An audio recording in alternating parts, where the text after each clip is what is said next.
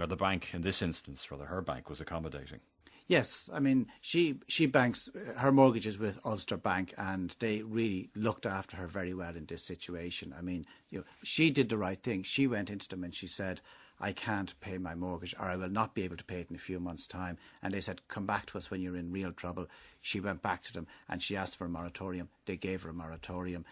Then she said she was trying to set up a business, and so they went easy on her again. So it's a typical example of what happens. The banks do look after people who are in difficulty. The last thing they want to do is repossess somebody's house or make it difficult for people. They do want to have their mortgage repaid, and that's very, very clear. But when people are in trouble and when people are talking to them, they will talk to that person. I mean, large-scale repossessions are of no interest, of no use to the bank, because they can't sell the houses anyway.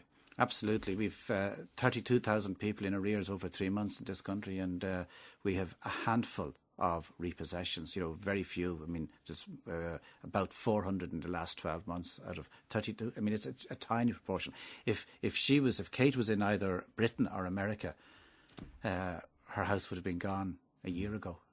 She did try to set up her own consultancy. She tried to self-start, as it were. That presumably cost her more money. Unfortunately, that didn't work out either. Yeah, she tried to develop business in a related area, and again, the bank went easy on her while she did that, and didn't sort of press her for too much in ways of payments. But she decided around May of this year that, look, that just isn't going to work out. The business is not there. She's worked hard. I think she's marketed herself well, but she just hasn't got the income. So it wasn't a profitable business, and so it's just not an option for her. Is she realistically ever going to be able to afford this mortgage of €580,000? This is a very, very good question. She was earning 150,000 3 years ago. I don't expect her. I don't expect the construction industry to be coming back anytime soon where she's going to be earning salaries anywhere close to that. And, maybe it's a question that she has to face up to, and perhaps the bank has to face up to it as well. Is the right solution for her to be living in a house of this size? It's a very, very tough question, but sometimes the best solution for somebody is to say, this house is just too expensive, it's too big for my needs, I need to look at alternatives. OK, well, an alternative was arrived at. Some sort of interim solution, anyway, has been arrived at. She was considering giving up the house, trying to rent it, moving in with her brother's family. The mortgage was over $2,000 a month when Ulster Bank came up with a way of cutting the monthly repayment in half by taking her off her fixed-rate mortgage. I was on a fixed-rate mortgage for 5 years when I took out the mortgage in 2007. So I have another 2 years left in that. But they offered me the option to break out of the fixed rate mortgage.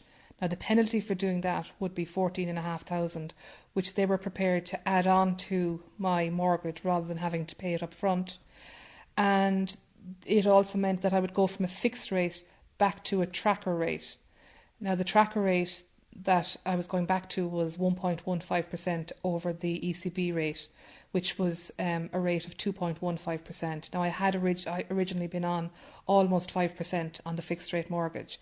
So to me this seemed like a huge saving, and it also helped the here and now, whereby it's now today I need to be able to make payments. And it meant that my mortgage was going from 2,300 down to 1,070 per month, which was equating to a savings of 1,200 a month, which when you do the figures over 12 months, I was actually saving more than the penalty. So it made perfect sense to avail of this option. In fact, I was so relieved and glad to have been offered this option. And I was completely surprised as well. I did not expect it. She's surprised. I'm shocked. I mean, this is not a bank. This is the Tooth Fairy.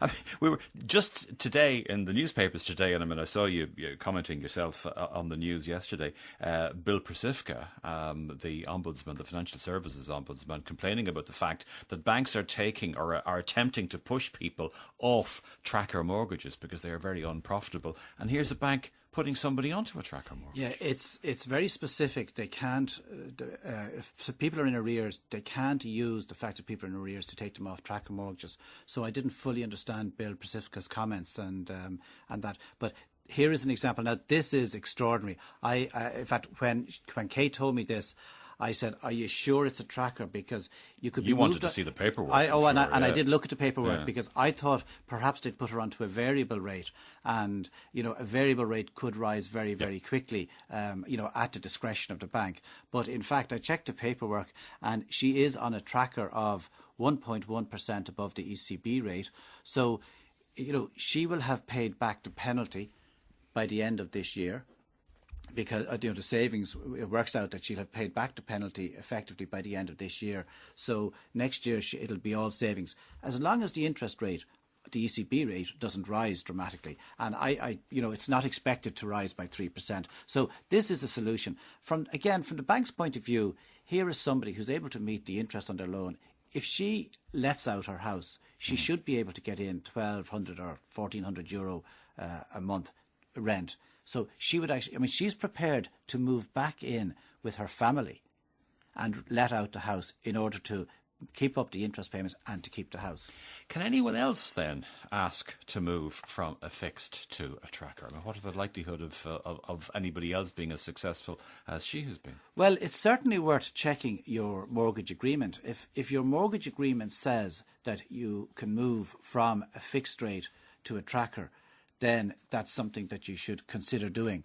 Now, it's very important that some people have moved from fixed rates to variable rates, which were not trackers, and they've actually they had the right to move to a tracker at the end of their fixed rate, but by quitting the fixed rate early, they lost that right. So this is a complicated decision, and people need to be very, very careful about making it. When Kate told me about this, I was quite dubious, and I checked the paperwork, and it's absolutely right. Question just coming in from a text: does taking a moratorium affect a person's credit rating? No. If you get a moratorium, it should be noted on your ICB record, but it doesn't affect your actual credit score, which is what most banks use to assess your creditworthiness. What's the future for Kate? What are her plans now that she's essentially given up the attempt to become a consultant on a private basis? Yeah, she's determined to keep the house. So what she would like to do ideally is either to let the house or to take in people to share the house with her, so that she can at least cover the interest payment for the next few years. She has applied to go back to college and to move from the construction industry into some other sector, but it's very difficult to see where things are going. It's still a very, very large mortgage, and as I said earlier, she's not going to be earning that sort of salary. Very much. So thank you very much, Brendan. And remember, you can send your money stories to us here at TodayPK at rte.ie, or to Brendan directly at brendan@askaboutmoney.com. And that item was an independent production brought to you by